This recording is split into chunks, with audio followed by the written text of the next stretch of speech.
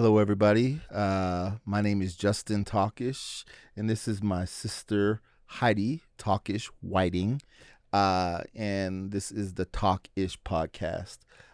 Today, we're going to be talking about an issue that Heidi and I were debating about a lot.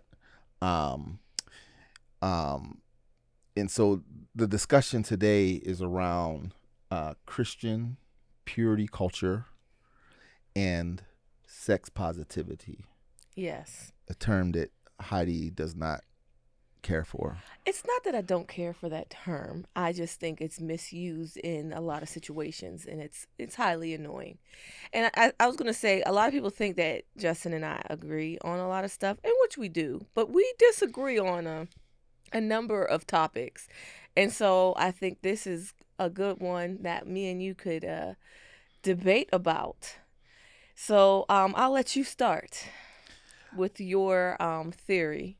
So Heidi and I were talking about my favorite rap artist at this point in time, Sexy Red.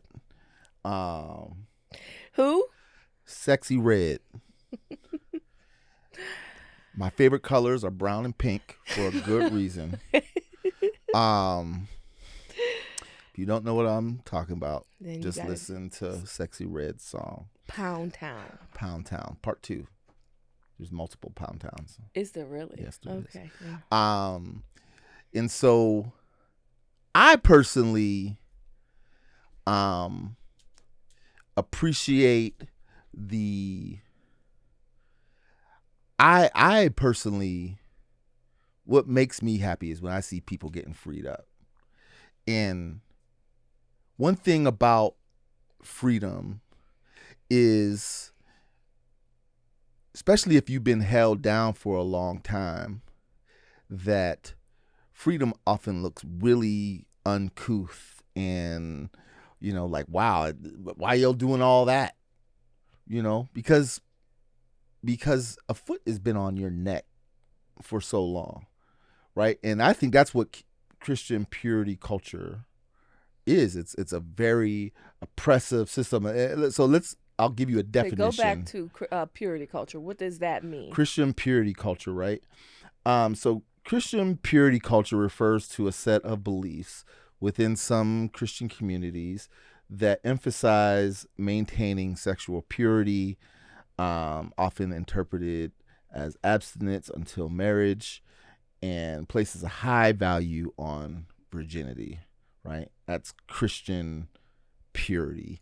My wife, when we were youth pastors, my wife was very much an advocate in pushing, an evangelist for Christian purity culture, and she had a saying that she loved to use: "Modest is hottest." Heidi got a.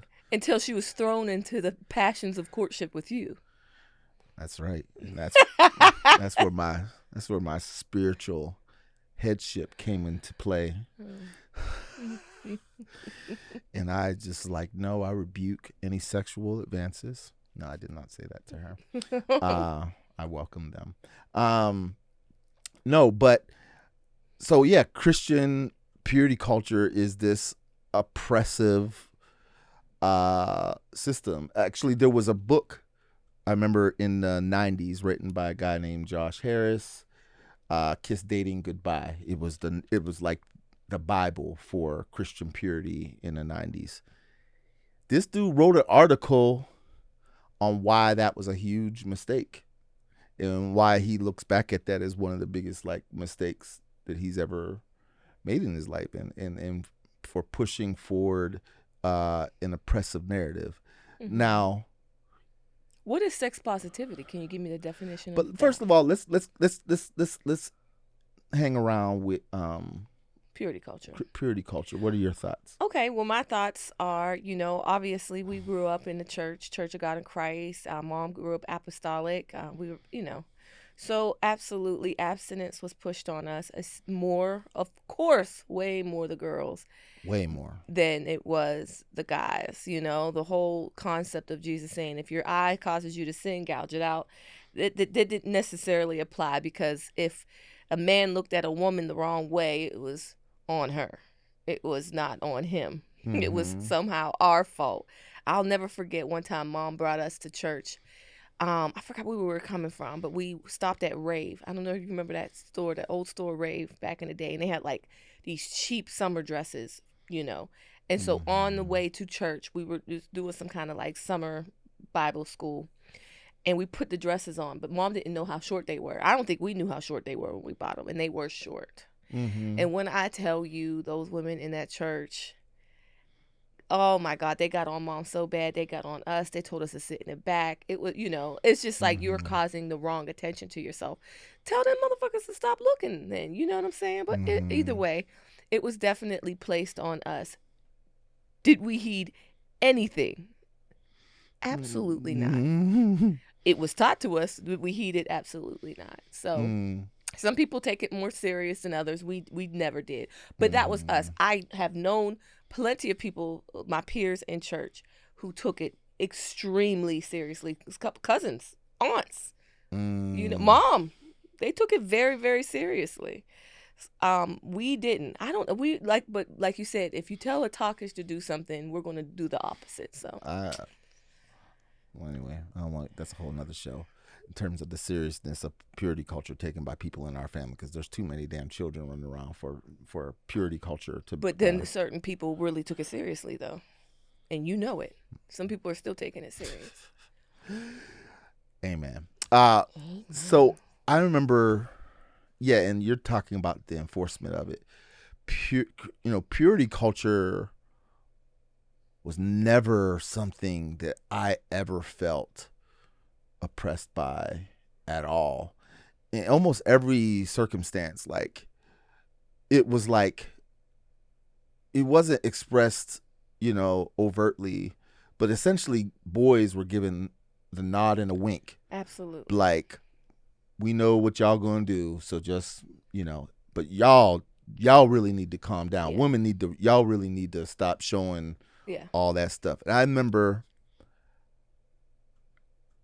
I really wasn't aware of it. And I remember whenever I was an intern at Covenant, and remember I was the worship Mhm. leader there, and I won't say who, but there was a girl on the worship team who was well endowed in the chest area, Okay. and uh, and there was a lot of, there was, I remember we did that song Undignified. There was a lot of jumping, There was a lot of a bouncing. lot of jumping, Yeah. and David at the time Uh-huh. was like, he said, "Yo, you need to talk to them. That's too much jiggling up there. They cannot be." And number one, like when I look back at it, it was like I wasn't even looking at it like that. I Mhm. wasn't. I was just looking at this teenager who's having a good time, who's kind of like, uh, yeah, and she's a female. She has breasts, right? But to him, it was like it was all he could. It was all he could see.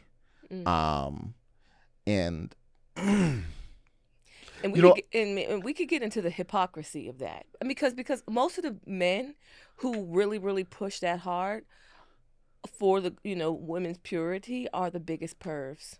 oh yeah, hell They are yeah, the biggest pervs, and the women, the older women in the church who push for it the most, they have some old hoish ways. oh yeah. That's just how it. That's how it goes. And we and they're ran by that shame. Listen, I have lived long enough to now see the uh the hoe become the mother of the church. I have lived long enough to see it. Yeah, yeah. Like, and I don't say hoe in like a derogatory way, but uh, but it was like the woman who, you know, the girl who was getting put down for her, promiscuity or what have you. Yeah, yeah. A Um, Jezebel spirit. right. Then turns to God, becomes a Christian, and now becomes the new generation of slut shaming and Yeah, all that stuff yeah. like that. So let's now turn that into, because you have a theory. You theorize, which I don't fully disagree with. You theorize that whenever you have heart restriction, and I will agree with this. When you have a heart restriction, you're going to give birth to the antithesis of that restriction, right? And so you feel like, I'll let you go on your theory. Go on. No, you were saying it. Go. I want you out because that's where you lose me because you. I don't think finish the thought. So okay, so you feel that purity culture gave birth to the sexy reds of this world. Uh no, I don't think that. Okay, well, clarify, because that's what I think. I'm saying you can't have one without the other. That's fair. I'm saying anytime you have a sign that says "Do not go over this fence," the first thing people are going to try to do is go over the fence. I agree with that, and I'm not saying that. My thing is this: prostitution is the oldest profession known to man, right? Mm-hmm.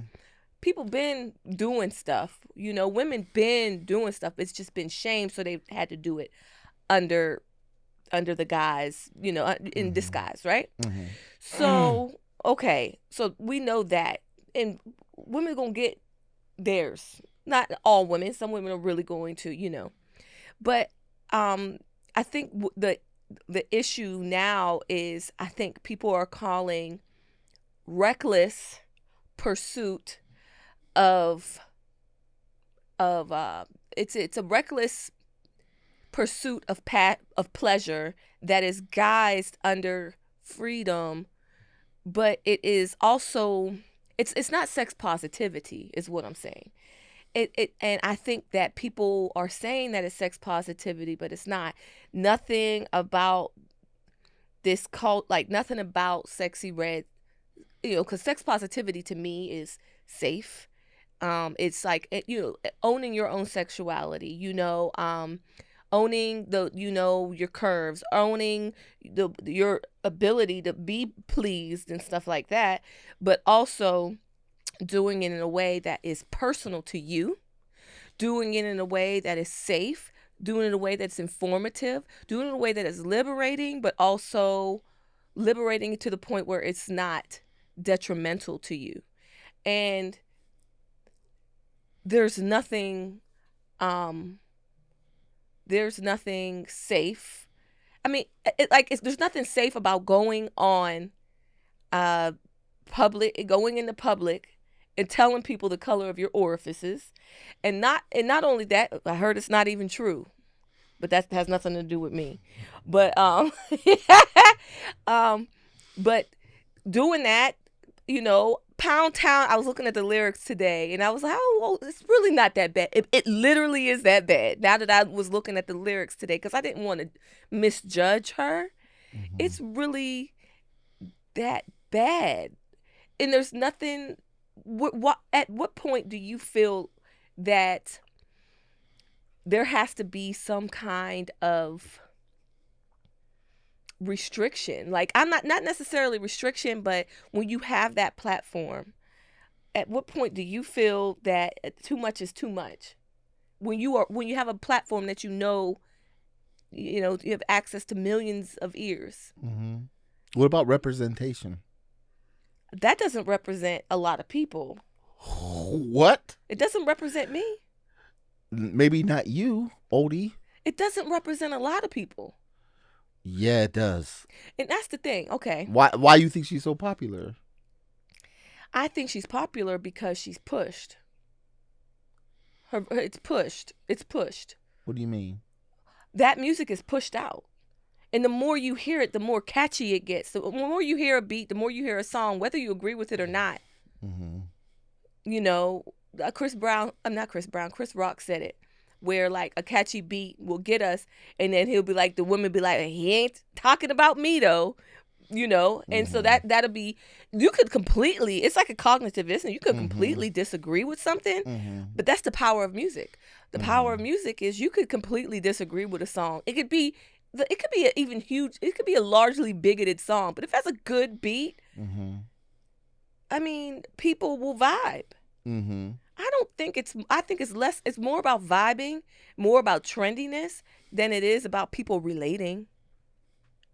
And not to mention the fact that looking back at her stuff when she was younger, um it's like she had always tried. Now I feel like fame is more so trying to like have a shock value, do the most to get the most viewers, put yourself out there, and it gets to a point where you become a caricature. So I think that Mm. Sexy Red is a caricature. She's not a real person. Now, do I know people who are Sexy Red ish like? Yes, I do know those kind of people, but it's usually a phase that they go through that they highly and deeply regret later. Hmm. Hmm. I could see that. I could see that. And I'm seeing a different perspective. Like, Sexy Red is a character. That's not, it's a Not who she is, persona yeah. that she's putting out, right? But what I think it represents, right? For me, and I'll read the definition of sex Yes. positivity Yeah, that what's I sex positivity? um da, da, da, da, da.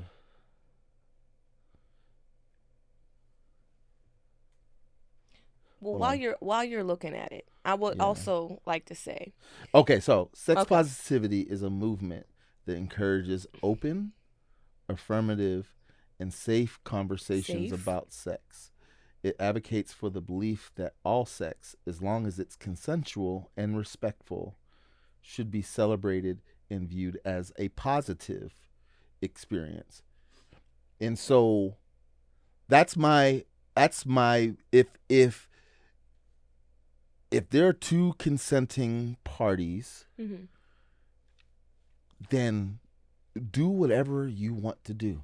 Hmm. I agree. I don't disagree with that. And if you want to tell us about it, I don't see anything wrong with it because it's a positive thing. You want to talk about positive I things. think what's misrepresented is this is what I say a lot. I say it a lot on my TikTok. I say it a lot on. This is what we get wrong. I feel like this. If you restrict a kid from like having candy, right? Mm-hmm. The whole time you don't let them have any candy, and they see all the other kids enjoying candy, right? And then one day, like all of a sudden, that restriction is just no longer there, and that kid just eats the candy to the point where they get a stomach ache and they get cavities and they do things because they don't really understand, so but then they say, okay, well, she has a right to be protected. First of all, I don't protect characters. That's number one. I Mm-hmm. will protect her as a human being, Mm-hmm. but I don't protect characters and caricatures. Mm-hmm. But the thing about what I think what gets lost is what we try to do. Even okay, so when black people, when they get a lot of times when like black people, you think about after reconstruction, right, when they got their freedom, right, and but they couldn't hold property, so what they did is they started to wear all of their, and that tradition is still here today, Mm-hmm. where they wear their gold in their mouth, they wear Mm-hmm. different things because they weren't allowed to hold or own anything, so they had to wear what they had, right? Mm-hmm. So it turned so but they think that, I think when you're denied something for so long and you see other people partake in it, you think Mm-hmm. that you should partake in it in the same way that they partake, as if what how the way that they're partaking in that thing isn't healthy either. So it's like women saying, "Oh, well, let me partake now that I have the sexual freedom, let me be as reckless with my sexual freedom as men have." So what happens when men had unlimited a sexual allowance, right? What happened? Then you get all types of that's when you get all of the perversions. You get people who aren't even satisfied with regular sex anymore. It's you want to have sex with animals, you want to have sex with children, and you become depraved. So Mm-hmm. what happens? So I always think about that scripture in Psalms that says, Don't look at the evil man, the one who gets away with everything, Mm-hmm. because his feet are set in slippery places. Mm-hmm. So, do you want to be stuck in that slippery place? That to me isn't sex positivity. So it's interesting you bring up that point because I would venture to say the vast majority of sexual perversion, sexual, predatory sexual behavior really aren't coming out of places. They're coming out of places where there's a whole lot of restriction. The priesthood, uh, That's true.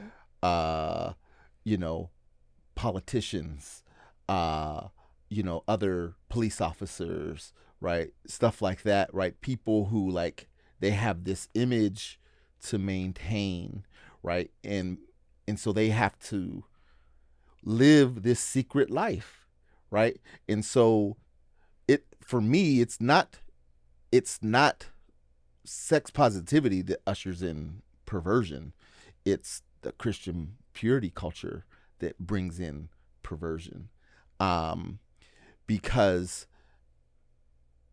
you know, if somebody is using their autonomy and they are not harming anybody else, if they are having a consensual act where there's salads being tossed, uh, God bless you. I don't disagree with God, that, God, God Justin. bless you. I don't disagree with that. But my disagreement is those acts are personal acts between you and somebody else. They don't need to be publicized. They Why don't need not? to be Why what do they need to be hid? Why do they need to be hid? because there are children out there, there are young people out there who Mm-hmm. do not understand consensual. They don't understand it. First of all, I don't even think a kid can consent. But then I believe truly in the power of music.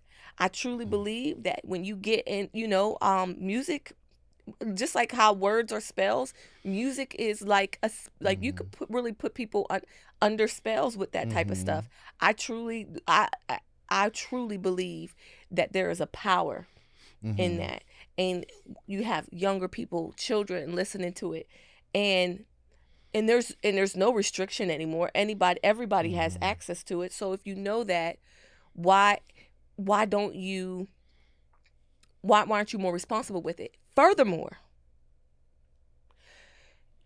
I asked you this before and I'm gonna ask you again. Mm-hmm. What is the white, the Asian, the Hispanic equivalent of sexy red? Name one person and I will wait. I'm not even on Sexy Red no more. I'm still on it because why are all those representations in our community? Why are all those representations in our community? Why can't they be anywhere else? Well, why us? Do you not think that that's purposeful? I think you're on a point, but we're on different points. Okay. Because I'm talking about sex positivity. Now, when you talk about programming and agenda setting by the media, absolutely, right? But what I'm saying is that um you know United States is really one of the few countries that is really, I mean, there are other countries for certain, but there are a lot of other more liberated places in the world sexually where none of this stuff is offensive, right? They have nude beaches all throughout Europe. They have nude beaches here in Seattle. I've seen them. And so, um, and to me, there used to be something that struck a chord in me. It would kind of, maybe it was offensive, in the past. Um, but in reality, um, I think people desire freedom. That's what people want to be free. What is Hold on, let me freedom? finish. Let me finish. Okay. People want to be free. And so, yes, people are free to be reckless. They sure are. I don't think that that's freedom.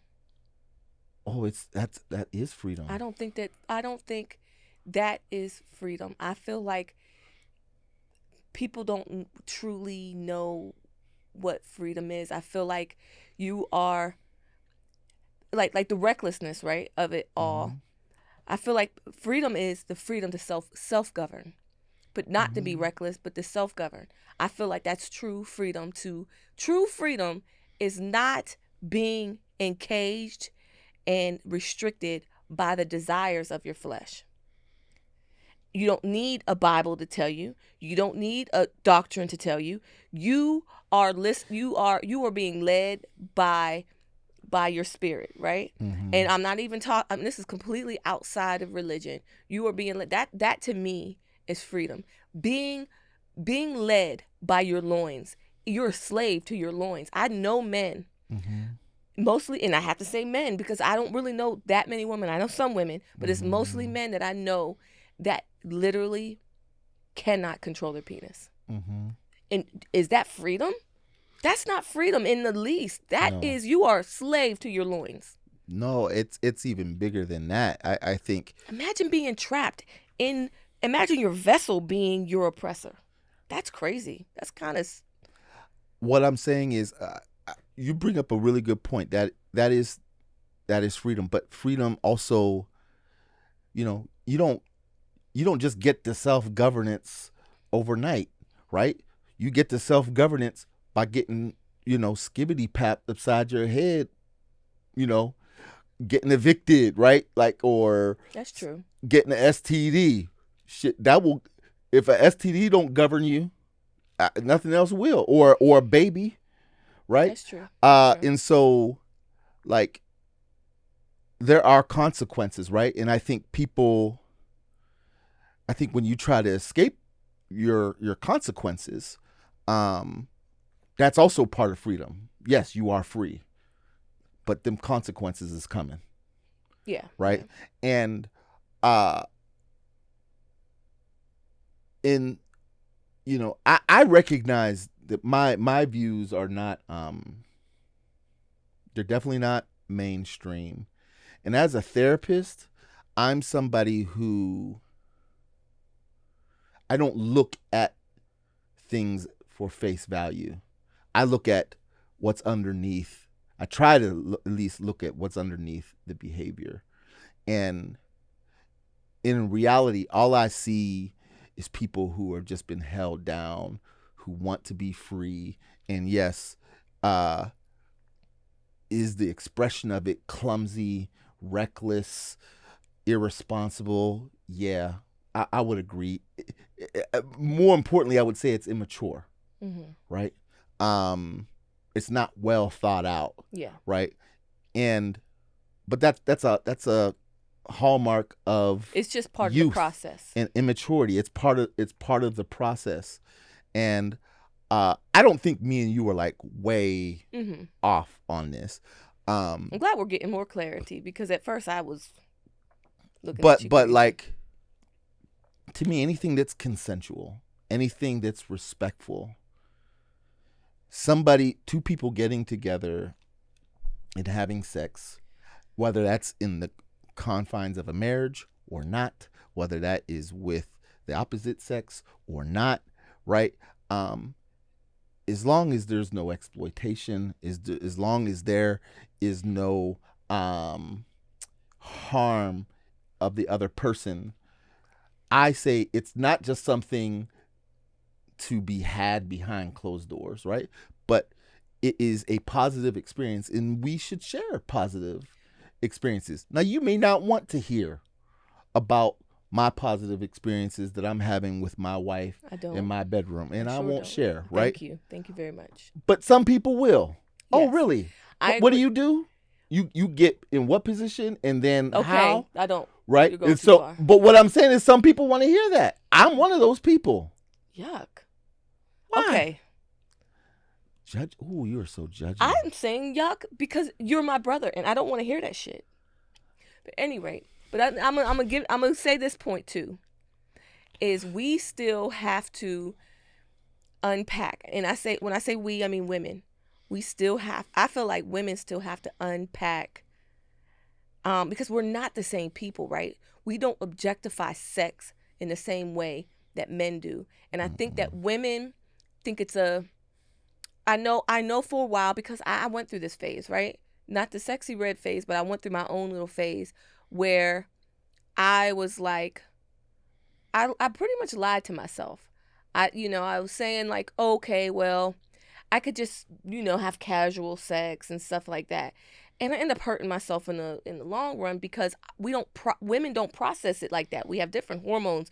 We have more oxytocin, all that stuff. And so we end up catching feelings. I don't care what woman tells you that I mean, certain women Mm-hmm. don't. Certain women don't. Cannot say it's Mm-hmm. all women because it's really not. I've seen women like truly not catch feelings. But what we're trying to do is we're trying to emulate these men, thinking it's some kind of, and we end up screwing ourselves up. We're the ones who carry the babies. Mm-hmm. Women's black women STD rates are on a all time Mm-hmm. high. Mm-hmm. So it's not that, and I feel like we tell ourselves these lies, and we do it honestly. At the end of the day, we're still trying to appease men because Mm-hmm. we think that a man is going to like our hypersexuality. A man's going to like a freak, and we do it in an effort to get the man Mm-hmm. and to secure the relationship. And women aren't really honest about that, and they end up, catching feelings, thinking that they could do. You're Mm-hmm. playing a game that you ain't meant to play, is what I'm But saying. a lot of the sexuality I be seeing expressed nowadays is not always directed towards a man, or has anything to do with a man. And Right, that's um, true too. you know, me personally, anybody who gets church folks clutching their pearls is a hero in my book. I love me some Lil Nas X. The fact that he trolls church folks so bad, it's so evident to me that that's what he's doing, and they keep falling for it every time he trolls you. And you know, I think we kind of got away from the topic because a little bit because we are all sexual beings. I've been in these boys youth group, in youth groups and having these young men's or boys meetings, right? And some kid, teenager will bring up, he's like, yeah, something to confess. Yeah, I looked at porn and I masturbated. And he's saying it as if he's the only one in the room Yeah, yeah. who's doing that. Because he probably feels like it. Everybody else is Yeah, doing it, yeah. right? It's no issue for boys to masturbate. Do you Like think pornography is an issue though? yeah, absolutely. Absolutely. It is. Um and I think that it's a reality that we just have to deal with, cuz I'm telling you, back in my day, porn wasn't accessible like it is now. Yeah. If you would have gave me a phone or a computer with access to all that stuff instead of, back in the day you had to go to the store and get Yeah. a magazine that was behind the black protective Uh huh. barrier, Uh right? huh. Or call those 1-900 numbers. Or yeah, those 1-900 numbers. Yeah, I did that too. Um, but but what I'm saying is, it's like it's so reactive. Like the the purity culture is so reactive as opposed to really cultivating and helping people understand It's their not. It's not better. It's sexuality. not based in reality, because it's not considering human nature and human. No. I get that. I get that. And I mean, that's why I'm against it, because when you just restrict it, you're going to get the opposite of that. And not just boys are sexual. Girls are sexual I too. agree. Yeah, I 100% agree. I think that was the issue. I mean, that is the issue with purity culture is it's unrealistic. It's not informative. It just tells you not to. It's kind of one of those things where it's because I said so or because God said so. Don't ask no Mm, questions. Don't be curious. yeah. It doesn't give and then obviously people get curious, and that's where you really Hmm. fall, and because you're misinformed because of all of that. So I get what you're saying, and I think that we are both um on the same page. Damn, because I really wanted to argue with you. I mean, I could argue with you, But I don't know, but uh we're going to be wrapping but this up soon. So, what are but your what I thoughts? but I want to say too, you had talked about the slippery slope on the side of depravity Yes, or what I have did. you. I did. I think it's a slippery slope of trying to control people's lives because because somebody is setting the norms. Who's setting the norms? If there's a norm, somebody's setting it. Somebody says this is the norm. Anything outside of this is not normal, and that doesn't work.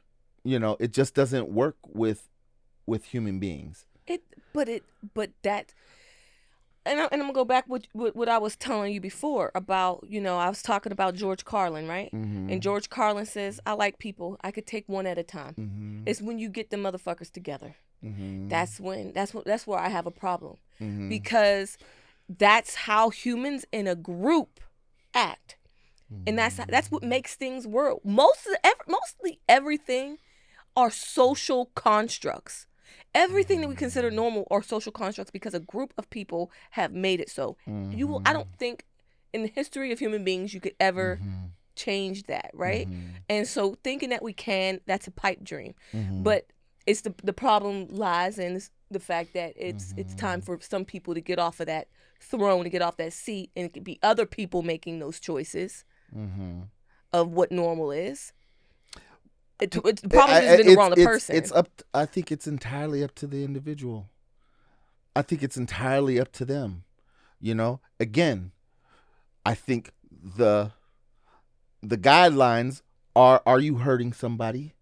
Are you forcing somebody to do something against their will or who hasn't consented? Children cannot consent, right? Animals cannot consent, right? Those are two things that I think that are just off limits. But that's the thing, is when you get into depravity and not denying your flesh all of the desires that you want, Mm-hmm. that that's a slippery slope. You turn eventually, you keep that ball rolling, Mm-hmm. and plants, you're gonna wrap a vine around your dick and then get off on that or Well, I something. think what you're talking about, what me and you were talking about, is the the theme that has been throughout all humanity, that all forms of government are inadequate. They all fall short. None of them have worked. No theocracy, no democracy, no you know king or queen. Like none of that has been able to effectively. Because I personally don't think that people are meant to be governed in that way. And We're again, supposed to self-govern, but obviously we can't because we keep. yeah. I And, could and I my, could go my on and on, but but my thing is, if I'm gonna err on the side of chaos of course you are. as opposed to structure. And that can't always be that hasn't always been true of me, right? I used to be somebody who was very black and white, who saw the world. This is right. This is wrong, and um, anytime I see it, I get nervous now. Whenever I see black and white, whenever I see people who are, well, I'm certain about this. Because you have trauma attached to that, to a lot of the restrictions. Absolutely, that too, and I just think in terms of, um, I believe that we all have that within us. We all have that that divinity in us, and I think any behavior that that harms us, um that makes us sick, right? That you know anything like that, right? I think those behaviors are out of um, out of alignment with who we are. I think when we are truly bought into our own divinity and we've accepted that divinity, right? Then um, our life is reflective of you know, our lives will be reflective of that divinity, right? Meaning that we're going to be doing things that are beneficial to us, that are helpful to us, right? And sex is an amazing experience. It's one of the most powerful connections that human beings have, who are very highly connected social beings. I mean, intercourse is the in sex is one of the most powerful ways that we can connect.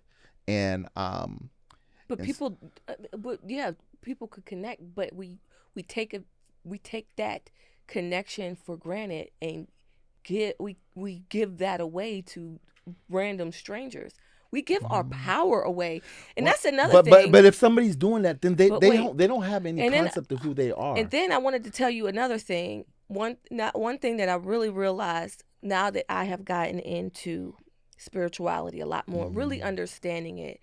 Not in the Christianity sense, but in a sense that you start to understand spirituality, you start to understand energy exchange. In most cases, the woman loses her energy. That's why there's always a hole that's in. And so that's another thing, is that is an energy exchange. And there are some cultures who really, really, like, if you ever heard the phrase dick dumb, mm, that's a true spiritual thing. We call it dictum, but it's women who've completely lost their mind from, somebody. And then the thing about it is, there's some cultures who train men to siphon women's energy through sex. You cannot just go out here and be reckless with it. It's really not the casual thing that everybody proclaims it to be. It is a mm. sacred act, and it's special, and it's important. Absolutely, And so I absolutely. think that, as far as how Christianity has made it, it's very obviously it's very patriarchal. It's also very um half baked. It's a very half baked plan. It doesn't come with a lot of information, and so people are just left with no knowledge, and then they just Hmm. figure shit out for themselves. And so that Hmm. is why I'm here, to help and to educate. But what are your last thoughts on this subject? And we are going to get to our next subject, which we will talk about in the next episode. But it's kind of a segue. It's the divine feminine, and I really want to talk about that now that we are. Mm. Hmm. Well, my final thoughts is I'm right and you are clearly and obviously wrong. Um, no, I think that um,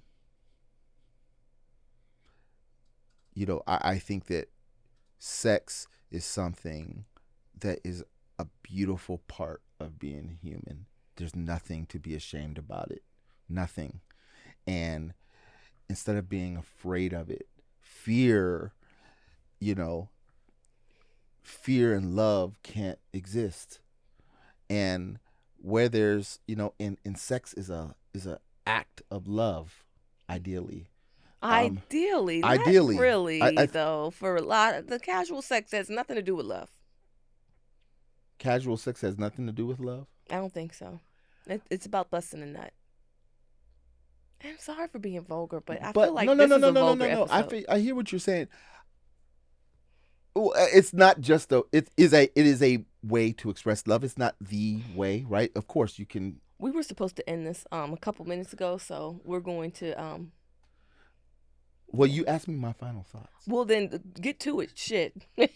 So again, my final thoughts are no. I just think that sex is a place where too many people are being bound up, and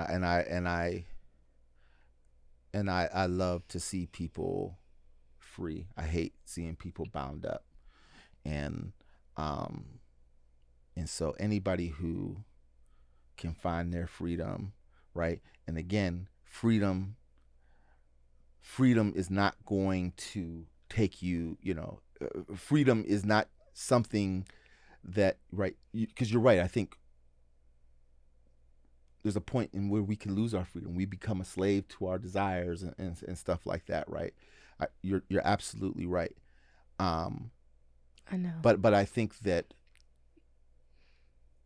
that's not freedom, right? Freedom is being able to explore our lives, to explore the boundaries, right? To explore um, the areas in which we're afraid to go down those roads. I purpose I love it. I love sex positivity. Hmm. I think it's great. Um, so that's my final thoughts. All right. Well, thank you for your final thoughts. And I actually want to hear more from our viewers on this.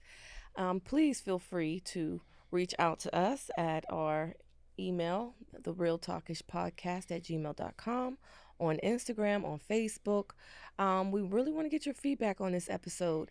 Hear what you got to say. And big shout out to Jessica Hortman because she's the one who came up with this idea for the episode. Mm-hmm. So, and I really enjoyed it. So we'll see you guys next time. Peace. Peace.